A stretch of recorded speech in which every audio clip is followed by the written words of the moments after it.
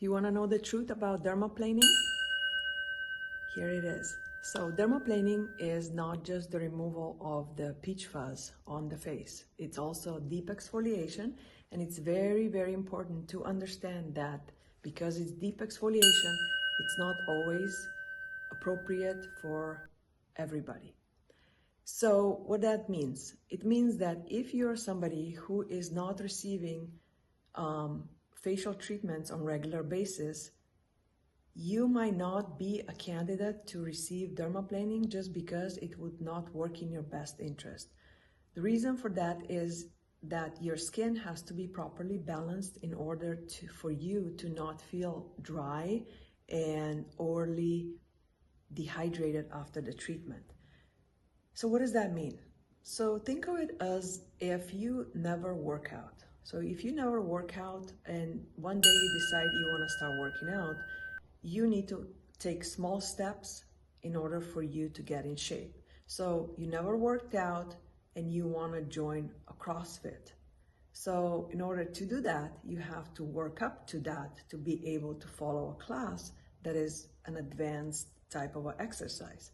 The same applies to skin. So if you would like to receive dermaplaning, we have to first make sure your skin is balanced, your skin is in good condition, so it can be deeply exfoliated so you don't have any issues after the treatment. Sometimes people are having a hard time to understand that, but once we explain why and it's not in their best interest, then they understand that it's better to wait a little bit, work towards the skin to be ready to receive that kind of treatment in order for you to have the full benefits. Because it is a deep exfoliation, not just the removal of peach fuzz, we also need to make sure your skin is not too thin and your skin is actually hydrated enough, because deep exfoliation will also add to the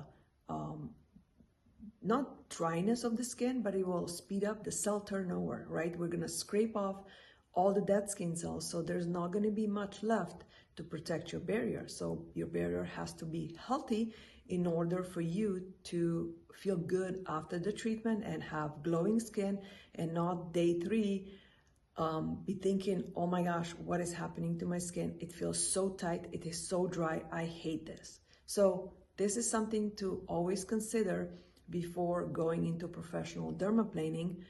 And another thing that I want you to understand is that any kind of home facial removal of the hair is not the same as professional dermaplaning.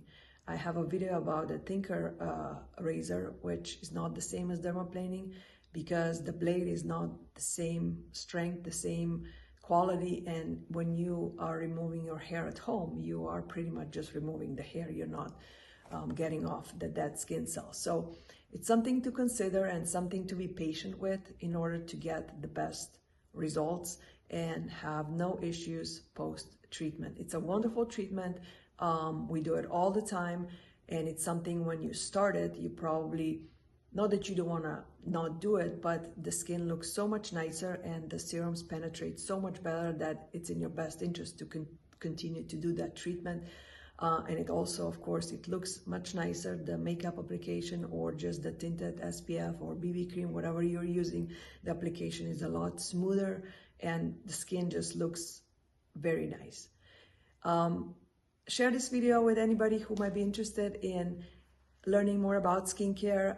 It's my passion. I've been in the skincare world for over 20 years, licensed for 20. So if this is something that interests you, click like and subscribe, and I'll see you next time.